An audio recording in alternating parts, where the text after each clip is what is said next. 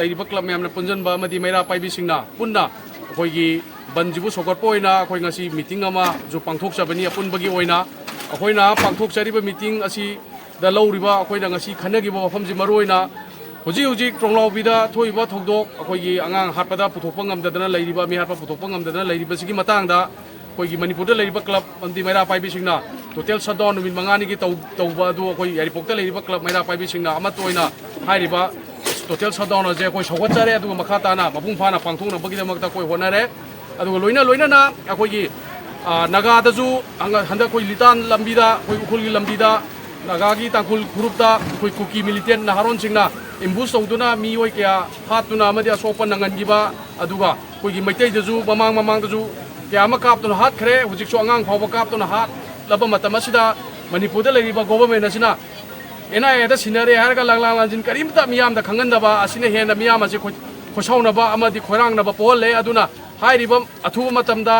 मियापा दु पुथोगा मियामदा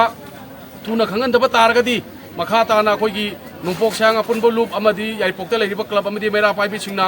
अखोइगी वा खक्ता सुंगांग नतबा हंदक्ति एक्शन याउना थबक तौरपा मतमदा मदुगी फतबा दायित्व अमदि असोक अपन थोलकपा पुनमक मणिपुरगी गवर्नमेंटना दायित्व लौगदबनी मखोइना हाइरिबा मयाम अदुगी रेस्पॉन्सिबिलिटी लौगदबनी हाइबदुमा नुपोकसांग अपुनबो लूपकी माइकैदगी गवर्नमेंटदा थमजा अखोइगी यारिपोककी ओइना यारिपोकता लेरिबा गवर्नमेंटकी ऑफिससिंग अमदि स्कूलसिंग मतम कक्तन थिजले मसिदा कनागुंबा गवर्नमेंटकी ऑफिससिंगसिना हांगंबा तारगदी मदुदा थोलकपा अफफतगी दायित्वजु मसा मसाना लोइ लौजगदबनी हाइबदुमा नुपोकसांग अपुनबो लूपकी माइकैदगी थमजा अखोइगी यामना लुरबा तानफम अखोइगी अमत्ता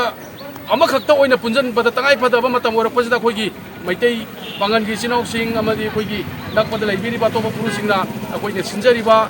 थबक थोरम अमदि अखोइगी पीसकी ओइबा मतंगदा अमदि अखोइगी स्टूडेंट प्रोटेस्ट नत्रगा बंद तौबदा पुनमक याउबीदुना मतेंग पांगबिबगीदमक्ता हाइरिबा प्रूफसिंग असिबुजु हाइनिंगाइ लेतना थागतपा फोंदोकचरी अखोइगी अपुनबगी यारिबो अपुनबा लुप सिंगना पुनसलगा मैरा पाइबी अमदि क्लब ऑर्गेनाइजेशन मैम पुनसलगा अखोइगी हौखिबा आंगांग अनीगी मिहाता मतंगदा मिहातकी मतंगदा कौखिबा बन्नदुबु हाइबदि प्रोटेस्ट अदुबु सोगतबु ओइना अखोइ यारिबो अपुनबा लुपना फमिबा मिफमसिदा अखोइ तसेंगना थमोइ सेंगना अदि ओइरि मिफमसि याम पेंदबगा लोइनना अखोइ सरुक याजबनी लोइनना मखा तारकबदसु हाइरिबा अखोइगी कैनोना लौरपा हाइरिबा नोंपोक सायंग अपुनबा लुपना लौरपा थबक थरम खुदिमक्ता अखोइ सरुक याजगनी हाइबसे मैम मंग थमजरी लोइनना सिगुम्बा यामना तमथीबा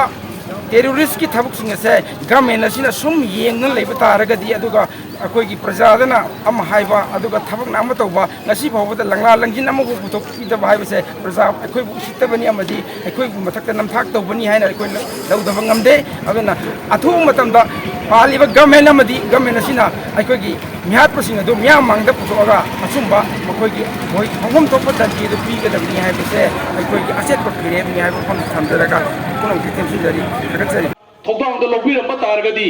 ngasi bo lepaiba singju phagani aduga thoiba thongdok singju thoamoeba aduna hawrak phamdi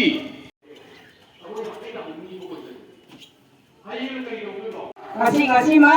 aikoi prajada sinabiro maye kiti nakoina hana mangsin hana lan changaba matungda akoi prajana inhabadabane aduga sai tasengna ai sing thalda tasengna ma waite लेकितबा यो होरु बकिदमक्ता लेकितबा इचिना अहुम अमसु लेकितबा Siya pin रोयन कापना अखोइगी लाइ हराउबा नतंगना तौरकाना लाइ लमथोपाना लाइ पुथु थोपिरुइदना अदै लाइ दुन मथोक खंदगे अदुम